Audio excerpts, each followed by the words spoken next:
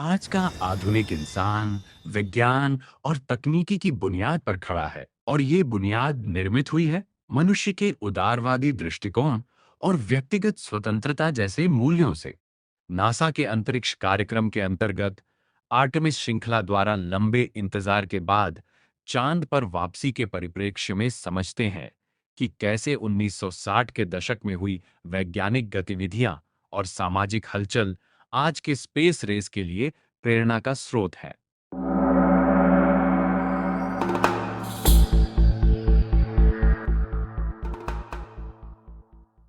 12 सितंबर 1962 American president John F Kennedy ने rice university stadium Houston में अपना सबसे प्रसिद्ध भाषण दिया।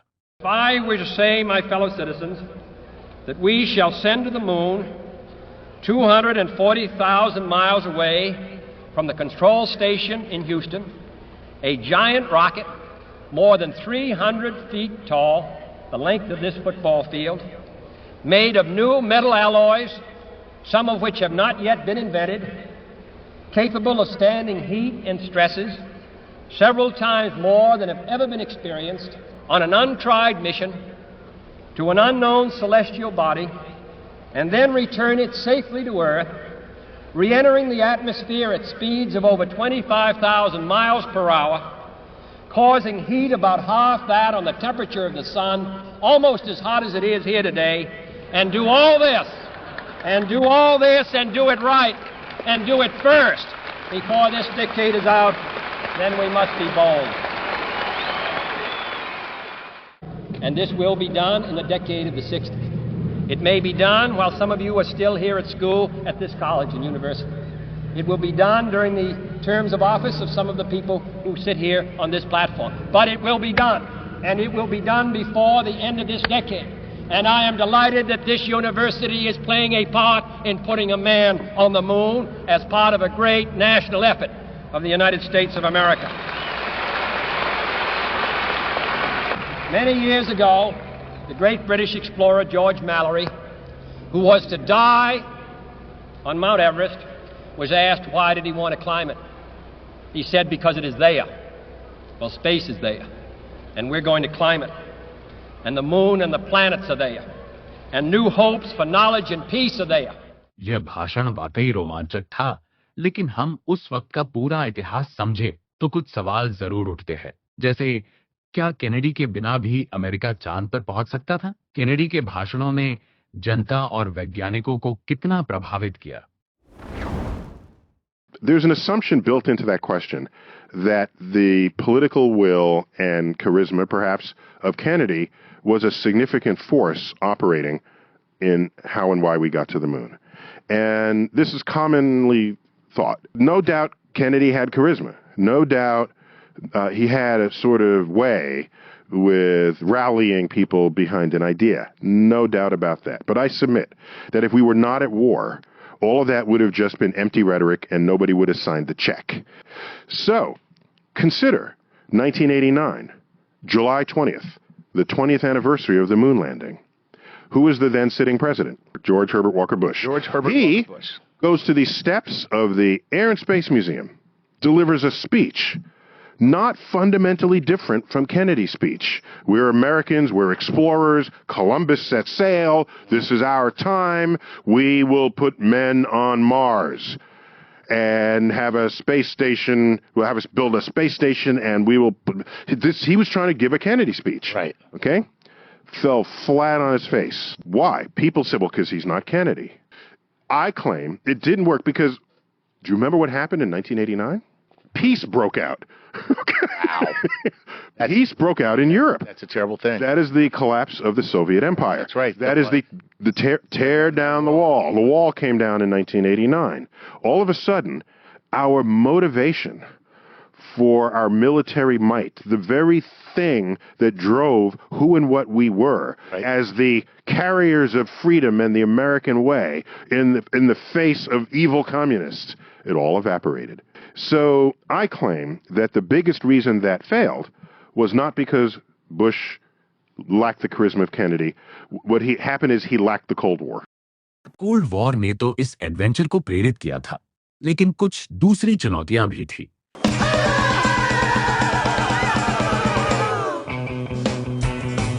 Well, I saw the thing coming out of the sky. It had one long horn and a one big eye. I commenced to shaking and I said, ooh-wee, looks like a United states में कई social activist और आम नागरिकों ने NASA के missions पर सवाल उठाए। उनका कहना था अरबों डॉलर स्पेस मिशंस में जा रहे हैं, जबकि लोगों को बेसिक सुविधाएं भी नहीं मिल रही। यह विरोध खासकर वियतनाम वॉर के समय और तेज हो गया। कुछ रूढ़िवादी और धार्मिक समूहों के बीच भी असहजता थी। उनका कहना था मानव को प्रकृति या ईश्वर की सीमाओं को पार नहीं करना चाहिए। अंतरिक्ष में जाना भगवान के क्षेत्र में दखल देना है। But they have failed. It's the same people who again and again have brought us to the brink of destruction, who polluted our air, who poisoned our water. Now these scientists have had their chance.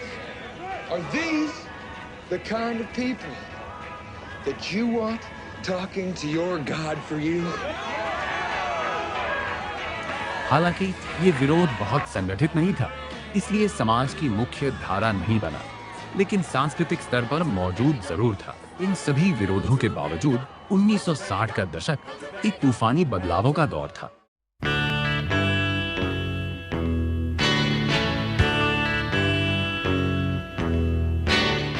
जब दुनिया space race के बीच खड़ी थी, तब अंतरिक्ष की ये होड़ सिर्फ तकनीक की नहीं थी, ये इंसानी सोच, साहस और सपनों की भी लड़ाई थी। इस कहानी के असली किरदार सिर्फ रॉकेट और चांद ही नहीं थे, बल्कि वो समाज था जो अंदर से बदल रहा था।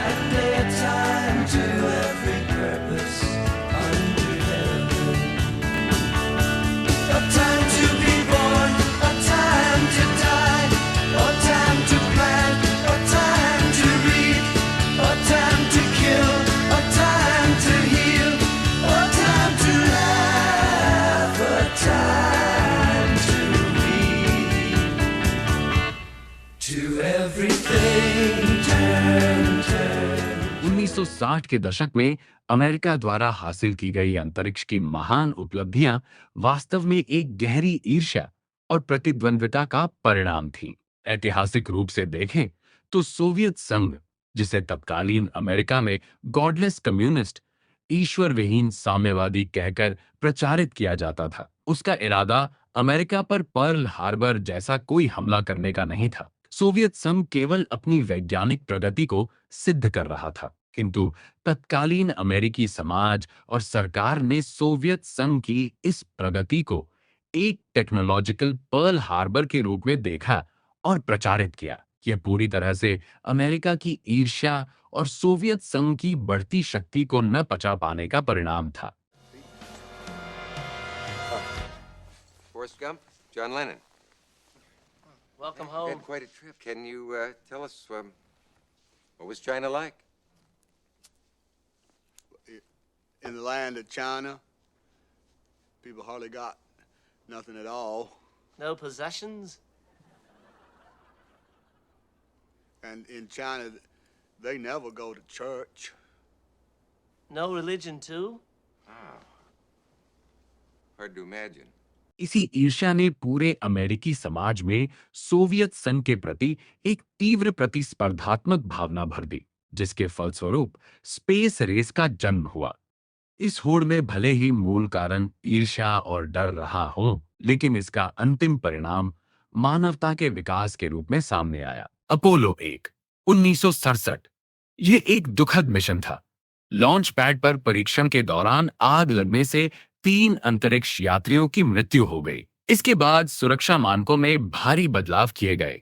चूंकि अपोलो 7 पहला ऐसा मिशन था जिसमें अपोलो 1 की दुर्घटना के बाद फिर से इंसानों को भेजा गया, इसलिए इतिहास में अपोलो 1 के बाद सीधे अपोलो 7 का नाम प्रमुखता से लिया जाता है। 2 से 6 तक के मिशन या तो आधिकारिक तौर पर थे ही नहीं, या फिर वे केवल मशीनों के परीक्षण के लिए थे।